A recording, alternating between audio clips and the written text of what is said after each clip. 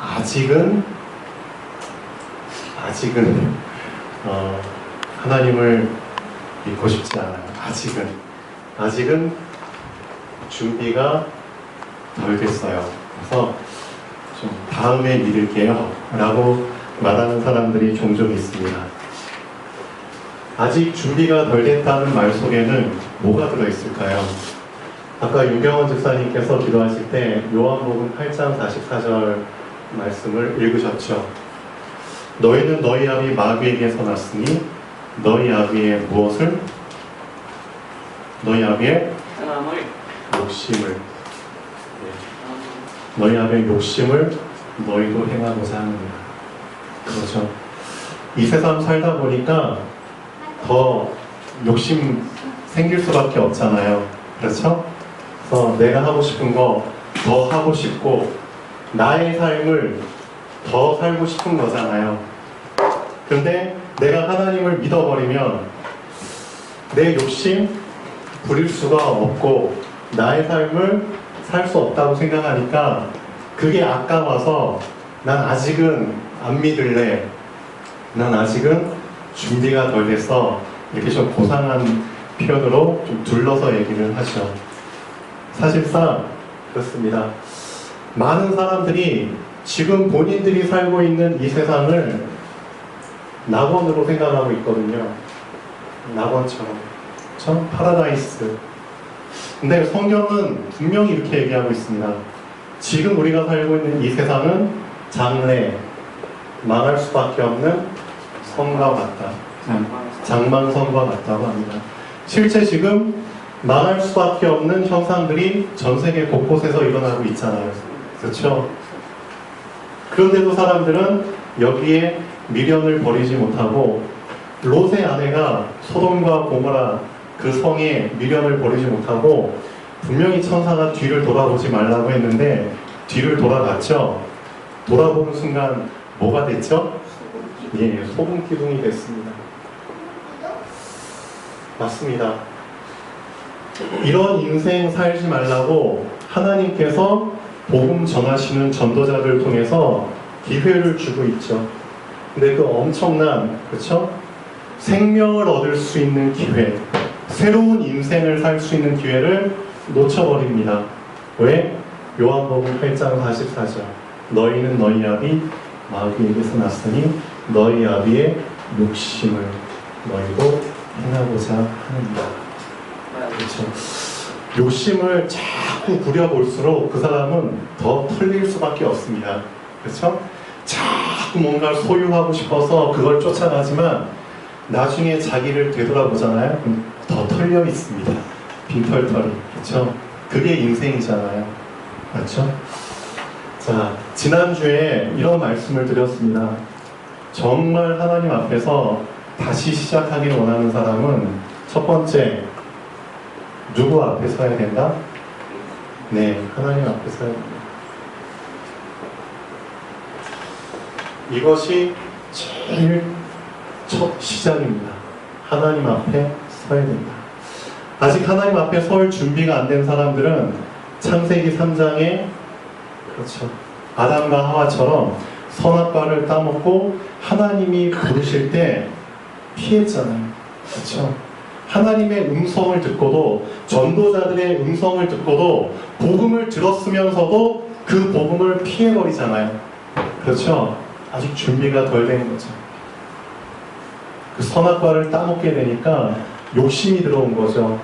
모함직도 하고 먹음직도 하고 지혜롭게 할 만큼 탐스럽기도 하고, 정말 이걸 먹으면 나도 하나님처럼 될 수 있을 것 같기도 하고, 그 욕심이 들어와서 선악과를 먹은 거잖아요. 그 욕심이 들어오니까 하나님의 음성은 이제 안 들리는 거잖아요. 하나님이 말씀하셔도 그 음성을 이제 무시해버리는 거잖아요. 피해버리잖아요. 그게 지금 사람들의 모습입니다. 근데 진짜 하나님 앞에서 새로운 삶을 살길 원한다면 하나님 앞에 서는 게 먼저다. 하나님 앞에 설 때, 그렇죠? 어떤 모습으로 서라고 했나요? 히브리서 3장 14절 15절에 보면은 하나님 앞에 설 때, 그렇죠? 어떤 모습으로? 자, 지난주에 말씀했죠. 이 말씀은 꼭 외우시면 좋을 것 같아요. 자, 다 함께 한번 찾아서 읽어보겠습니다. 이 말씀이 우리에게 정말 각인되면 좋겠습니다. 히브리서 4장 12절 13절. 히브리서 4장입니다. 4장 12절 13절. 자, 합독하시겠습니다. 다 같이. 하나님의 말씀은 살아있고 활력이 있어 좌우에 날선 어떤 검보다도 예리하여 혼과 영과 및 관절과 골수를 찔러 쪼개기까지 하며 또 마음의 생각과 뜻을 판단하나니 지으신 것이 하나도 그 앞에 나타나지 않음이 없고 우리의 결산을 받으실 이의 눈앞에 만물이 벌거벗은 것 같이 드러나느니라. 아멘. 하나님은 우리의 결산을 받으실 분입니다. 우리 인생의 모든, 그렇죠, 처음, 중간, 과정, 결과까지 모든 결산을 다 받으실 하나님이시죠. 그분 앞에 우리의 모든 것이 다 드러날 수밖에 없잖아요. 벌거벗은 것처럼. 그렇죠? 하나님 앞에 감추이지 않고 우리의 모든 것을 벌거벗은 상태로 드러냈을 때 그때부터 사실은 시작되는 겁니다. 하나님 앞에서 뭔가를 감춘다? 아직은 준비가 안 됐다는 거죠.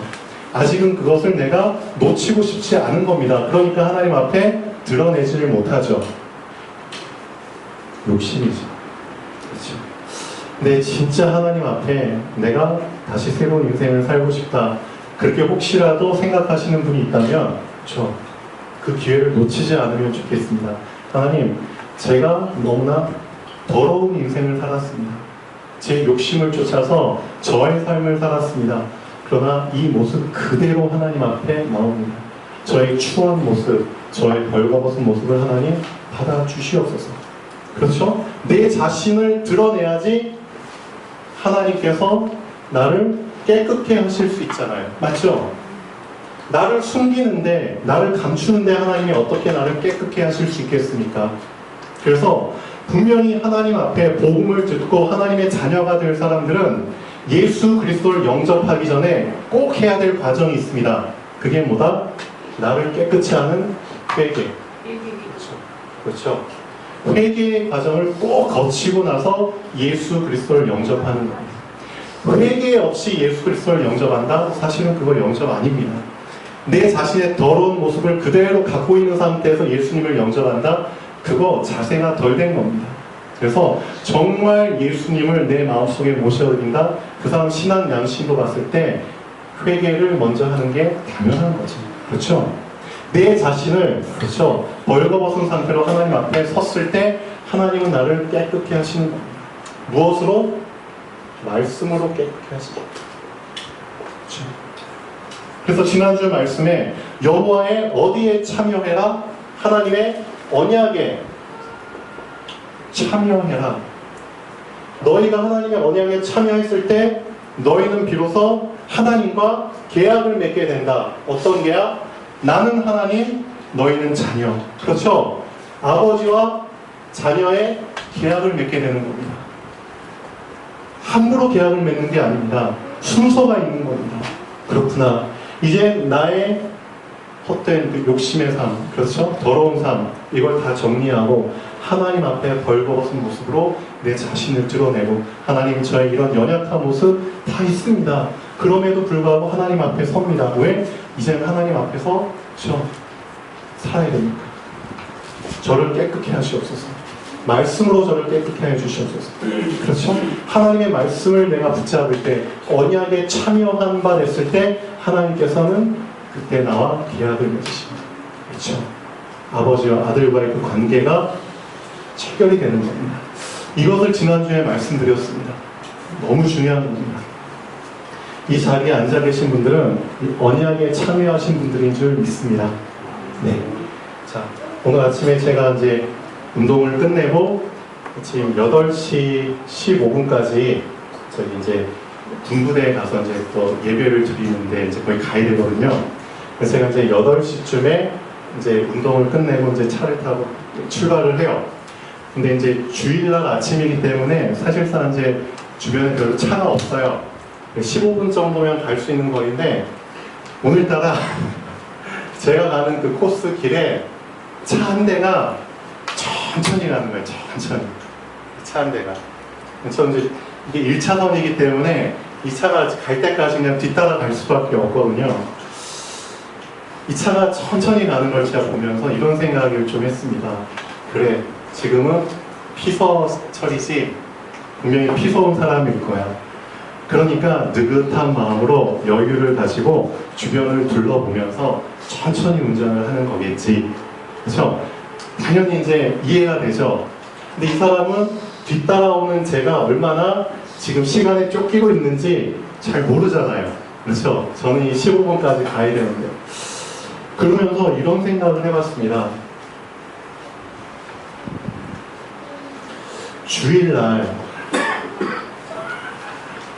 아침이 되면은 많은 사람들은 잠언에 나온 것처럼 좀 더 자자. 그렇죠? 쉬는 날이잖아요. 좀 더 놀자. 그렇죠? 좀 더 바닥에 배를 깔고 막 비비자. 그렇게 지내잖아요. 그리고 또 쉬는 날이기 때문에 이 피서 구경 온 사람처럼 좀 더 느긋하게 구경도 하자. 그렇잖아요. 근데 이제 저의 인생을 되돌아봤어요. 저는 다른 날보다 주일이 제일 바쁘거든요. 아침에 남들 푹 자는 시간에 6시 전에 일어나야 되고요. 그 다음에 제 자신 준비하고 6시 반쯤에 또 헬스장 가서 또 체력 단련해야 되고요. 그 다음에 끝나고 8시에서 8시 15분 사이에 또 학산 군부대 가서 말씀 전하고 찬양 드리고 해야 되고요. 그 다음에 끝나면은 10시까지 여기 교회 와서 어린이 예배 드려야 되고요. 그 다음에 여러분이 주보 있잖아요, 주보. 이 주보 한 장 이거 만드는데 엄청 신경 쏟아야 되거든요. 이거 전날에 밤늦게까지 이거 만들어야 되고요. 또 이거 열 몇 장 뽑아야 되잖아요. 그것도 해야 되고요. 그 다음에 피아노도 쳐야 되죠. 그 다음에 11시 예배 딱 준비됐죠? 그럼 여러분들은 편한 마음으로 앉아서 말씀 듣잖아요. 근데 저는 피아노 치고 여기 와서 말씀 전해야 되거든요. 그 다음에 말씀 끝나고 어떻게 하죠? 점심 먹고 오후에 또 우리 어린이들 예배 드려야 되거든요. 그 다음에 또 활동. 주일이 사실은 제가 제일 바빠요. 그런데 이런 생각을 해봅니다. 다른 사람들은 다 좀 더 자자, 좀 더 놀자, 그렇죠? 탱자탱자 하자 하는데 하나님이 저에게 이런 삶을 살 수 있도록 허락해 주셨죠. 그러면서 어떤 마음이 들었냐? 갈보리산이 생각이 나더라고요. 갈보리산이 어디예요? 예수님께서 못 박히신 산입니다. 예수 그리스도의 십자가가 선 산이 갈보리산입니다. 배골산이라고 부르죠. 예수님께서 그렇죠. 이 갈보리산에서 괜히 십자가에 못 박히신 게 아니라는 거예요. 그렇죠? 우리가 좀 더 자고 좀 더 놀고 좀 더 나의 삶을 즐기라고 예수님이 십자가에 못 박히신 게 아니라는 겁니다. 그렇죠? 그리고 나서 감람산이 생각이 나더라고요. 이 감람산이 어떤 산이냐? 예수님께서 부활하시고 하늘로 승천하시기 전에 40일 동안 이 땅에 머무셨거든요. 40일 동안 이 감람산에서 예수님의 제자들에게 그렇죠? 이 40일 동안 무엇을 말씀하셨냐면은 하나님 나라에 대해서 얘기를 하셨어요. 너희가 지금 이 땅에 살고 있지만 이 땅에서 너희 삶을 살고 있지만 그게 아니다. 하나님이 정말 원하시는 것은 하나님의 나라. 너희는 하나님 나라의 백성이야, 시민이야. 그리고 너희는 이 땅에서 하나님 나라의 시민으로서 살아야 돼. 하나님이 너희에게 원하시는 하나님 나라된 시민된 삶이 있어. 어떻게 살아야 되는지 그 삶의 방향을, 목적을 40일 동안 얘기해 주셨거든요. 그렇죠. 그리고 나서 예수님이 승천하시죠. 이 하나님 나라에 대해서 40일 동안 들은 사람들이 어디에 모였느냐? 마가 요한의 다락방에 모였습니다. 다락방에 왜 모였느냐? 예수님께서 승천하시기 전에 약속하셨거든요. 나는 올라가지만 너희들이 이 하나님 나라에 대해서 이 하나님 나라의 방향, 여기에 목적을 두고 산다면 분명히 너희들 혼자 힘으로는 이 삶을 살 수 없기 때문에 너희들이 그 삶을 살 수 있도록 돕는 분이 올 것이다. 너희를 인도하실 분이 올 것이다. 즉 성령 하나님께서 오실 거야. 그분이 오시기를 기도하면서 기다려. 그래서 제자들이 열흘 동안 간절히 전혀 기도에 힘쓰면서 성령 하나님께서 오시기를 기다린 겁니다. 그 약속대로 사도행전 2장에 보면은 오순절 날이 이미 이금해. 그렇죠. 오순절에 성령 하나님께서 이 마가 다락방에 임하십니다. 지구가 엄청 넓거든요. 엄청 커요. 전 세계 엄청 큽니다. 근데 그 엄청 큰 면적, 땅덩어리, 면적, 장소들 중에서 어디에 임하셨냐? 여기에 임하신 겁니다. 딴 데가 아니고 이 마가 요한의 다락방, 누가 있는 곳, 그 약속을 기다리며 기도하는 그 사람들, 거기에 성령께서 임하신 겁니다. 이게 생각이 나더라고요. 아까 운전하면서. 그래, 예수님께서 나를 갈보리산의 은혜로 말미암아 구원해 주셨지.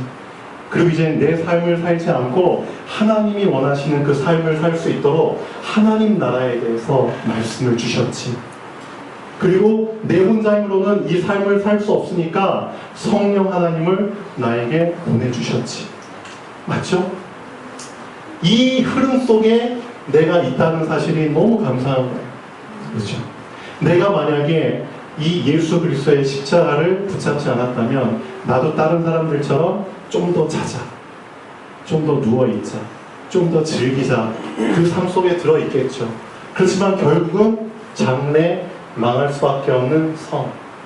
지금은 안 망하는 것처럼 보이지만 같이 무너질 수밖에 없는 저 흐름 속에 들어가겠죠.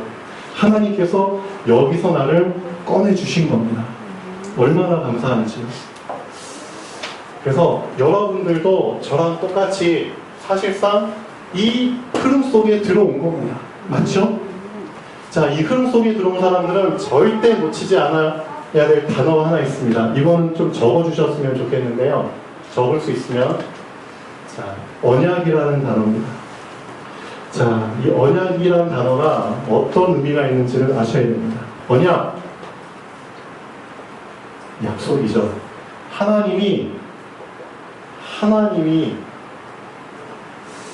인간에게 주신 약속입니다. 왜 주신 약속이냐? 어떤 목적으로 주신 약속이냐? 인간이 하나님께 붙어 있도록 주신 약속입니다. 이거를 절대 놓치면 안 됩니다. 언약은 하나님이 인간에게, 그렇죠? 하나님께 붙어 있도록 주신 약속입니다. 그래서 이 언약은 흐름이 있습니다. 이 흐름을 여러분이 알고 계셔야 됩니다. 자, 첫째, 창조 언약입니다. 창조 언약의 시작입니다. 하나님이 인간에게 주신 약속의 시작입니다. 창조 언약, 창세기 1장 27절에서 28절까지입니다. 하나님의 형상대로 만들었다. 무슨 뜻이죠? 하나님께 붙어 있어야만 살 수 있는 존재라는 뜻입니다. 하나님께 붙어 있도록 하시기 위해서 주신 언약입니다. 하나님의 형상대로 창조하시고 하나님께서 인간에게 복을 주시고 말씀하셨죠. 이 세상의 모든 것을 정복하고 다스리라. 창조 언약입니다. 자, 이 창조 언약을 계속 잘 유지할 수 있도록, 지킬 수 있도록 하기 위해서 하나님께서 두 번째 주신 언약이 있습니다. 그게 바로 행위 언약입니다. 행위. 이거는 행동으로 지켜야만 하는 언약입니다. 행동으로. 처음에는 말씀으로 주셨는데 두 번째는 행동으로 지켜야만 할 수 있는 언약을 주신 겁니다. 창세기 2장 17절이죠. 선과 악을 알게 하는 나무의 열매를 먹지 말아라. 먹는 날에는 정녕 죽으리라. 먹지 말아라. 행위죠. 먹는 행동. 그 행위를 하지 말아라. 그 행위를 하지 않으면은 이 창조 언약이 너하고 나 사이에 계속 유지가 될 거야. 계속 하나님께 붙어 있게 될 거야. 그렇죠? 이 행위를 너가 지킨다면. 근데 그걸 어겨버렸죠? 네. 어겼을 때 하나님이 세 번째로 주신 언약이 은혜의 언약입니다. 그렇죠? 하나님께 붙어 있도록 약속을 주셨는데 이것을 놓쳐버렸어요. 그때 하나님이 다시 하나님께 붙어 있을 수 있도록 언약을 주셨습니다. 그게 은혜 언약입니다. 요한복음 3장 16절. 알고 계시죠? 왜 은혜 언약을 주셨을까요? 하나님이 세상을 이처럼 사랑하시기 때문에. 그래서 독생자 예수 그리스도를 주셨습니다. 이는 저로 말미암아 멸망치 않고 영생을 얻게 하려 하십니다. 다시 하나님께 붙을 수 있는 길을 주신 겁니다. 요한복음 1장 12절. 어떻게 하면? 그 이름을 믿으면. 그렇죠. 곧 영접이죠. 영접하는 자고 그 이름을 믿는 자들에게는 하나님의 자녀가 되는 권세를 주셨으니 그 이름이 뭐냐? 마태복음 16장 16절이죠. 주는 그리스도시요 살아계신 하나님의 아들이십니다. 그 이름이 바로 그리스도입니다. 예수 그리스도. 그래서 예수 그리스도를 믿는다, 영접했다, 무슨 뜻이죠? 다시 하나님의 언약 안에 들어왔다는 겁니다. 어떤 언약? 하나님께 붙어 있을 수 있도록. 이게 성경의 핵심입니다. 핵심. 언약은 하나님이 인간이 하나님께 붙어 있을 수 있도록 주신 약속이고요. 그럼 말씀은 뭐냐? 말씀은 이 언약을 풍성하게 해주기 위해서 이 언약을 더 깊게, 넓게, 높게, 길게 누리게 하기 위해서 주신 말들입니다. 그렇죠? 이 시대마다 주신 언약이 있습니다. 여러분이 이 언약 안에 들어왔을 때, 이 시대에 주신 언약을 붙잡게 됩니다. 어떤 언약을 주셨죠? 예수님께서 시대마다 주신 언약이 있습니다. 하나님께서. 마태복음 28장 18절에서 20절까지입니다. 예수님께서 이 언약을 붙잡은 사람들에게, 이 언약을 회복한 사람들에게, 하나님께서 붙어있는 이 언약을 회복한 사람들에게 주신 약속입니다.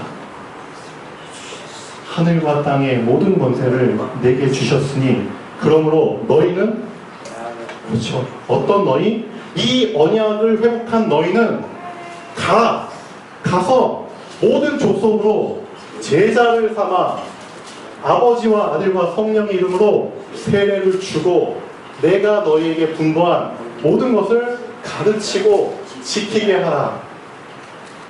이 일을 하는 너희에게 내가 세상 끝날까지 항상 함께 있겠다.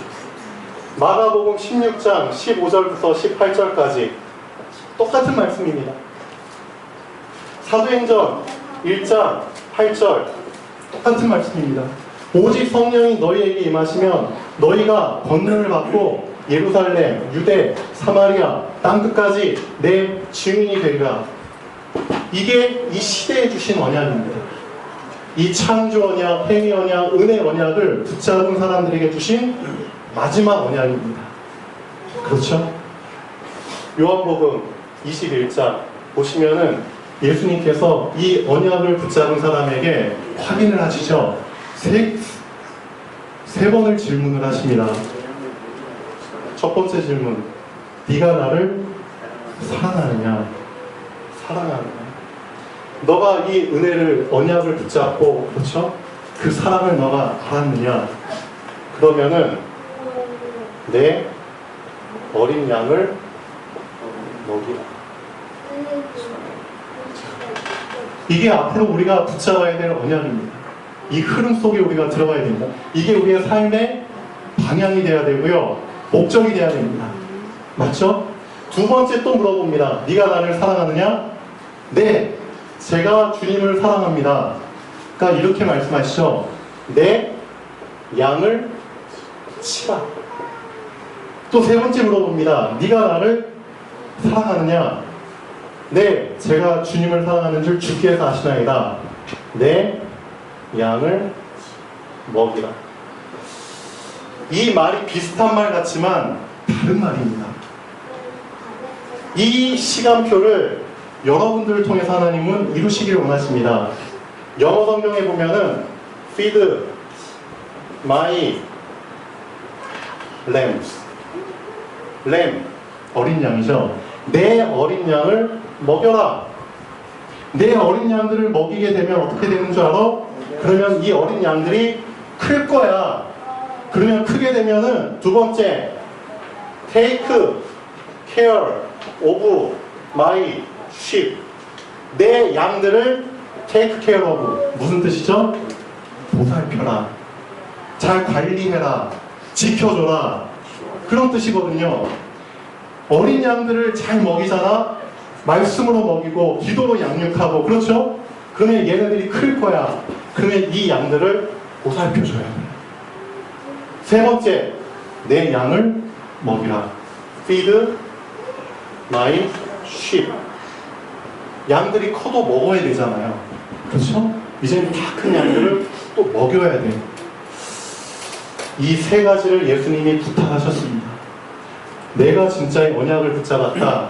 이 언약 안에 들어왔다. 하나님께 내가 정말 붙어있는 이 창조 언약, 행위 언약, 은혜 언약이 회복됐다. 그 사람이 하나님께서 이 시대에, 내가 사는 이 시대에 내가 붙잡아야 될 언약을 주십니다. 그게 바로 내 개인 복음화의 언약입니다. 맞죠? 내 자신이 복음화되고 나만 복음화되면 안 되죠. 사도행전 16장 31절 주 예수를 믿으라. 그리하면 너와 네 집이 구원을 얻으리라. 개인 복음화, 그 다음은 가정 복음화입니다. 그 다음은 지역 복음화입니다. 그 다음은 민족 복음화입니다. 그 다음은 세계 복음화입니다. 이게 언약을 붙잡은 사람, 언약 안에 들어온 사람이 가야 될 흐름입니다. 맞죠? 이 안에서 내가 돈을 버는 겁니다. 이 언약을 붙잡은 사람은 분명히 이 안에서 돈을 벌게 되어 있습니다. 그렇죠? 이 밖에서 돈을 버는 게 아닙니다. 이 안에서 버는 겁니다. 복음화를 위해서 돈을 버는 겁니다. 복음화를 위해서 내 자신을 키우는 거고, 준비하는 거고, 직장을 다니는 거고, 가정을 꾸리는 거고, 자식을 키우는 거죠. 이 안에서 하는 겁니다. 이 언약의 흐름 안에서. 하나님께서 이 언약을 풍성하게 하기 위해서 주신 게 66권의 말씀입니다. 그래서 여러분이 언약을 붙잡았다, 핵심을 붙잡은 겁니다. 이 핵심을 여러분에게 더 견고하게 하기 위해서 말씀을 주신 겁니다. 그렇죠? 확실하게 알고 계셔야 됩니다. 자, 서론 보겠습니다. 자, 근데 중요한 거는 여정이라는 단어를 여러분이 알고 계셔야 되거든요. 내가 언약 안에 들어왔다. 이 언약이 단번에 나에게 이루어지는 게 아닙니다. 단번에. 분명히 여정이라는 게 있습니다. 여정. 자, 여정을 사전에서 보니까 어떻게 정의가 됐냐면 여행 중에 거쳐가는 길이나 여행의 과정이라고 나오죠. 그러니까 여정이라는 뜻은 시간이 걸린다는 의미가 들어있어요. 시간이 걸립니다. 그렇죠? 그리고 여정이라는 말 안에는 방향이 정해져 있다는 의미가 들어있습니다. 방향성. 방향이 정해져 있지 않은 상태에서 방황하는 거를 여정이라고 얘기하지 않습니다. 방향이 정해졌고 그 방향을 향해서 쭉 나아갈 때, 그렇죠? 그걸 여정이라고 얘기합니다. 시간 걸립니다. 방향 정해져 있습니다. 그리고 지속의 의미가 들어 있습니다. 그렇죠? 지속. 꾸준히 끈기 있게, 성실하게. 이 세 가지의 의미가 들어 있는 겁니다. 그래서 우리가 붙잡아야 될 거는 이 언약과 여정을 붙잡는 겁니다. 그래서 정말 하나님의 그 언약 안에 들어왔다, 그 언약의 여정 안에 들어왔다는 것을 의미합니다. 그래서 내가 구원받았고 갈보리산, 감람산, 나도 하나님처럼 될 수 있고 나 절대 안 죽어, 이 사단이 준 생각에 잡혀있다는 걸 의미합니다. 즉 선악과를 따먹는 행위와 똑같습니다.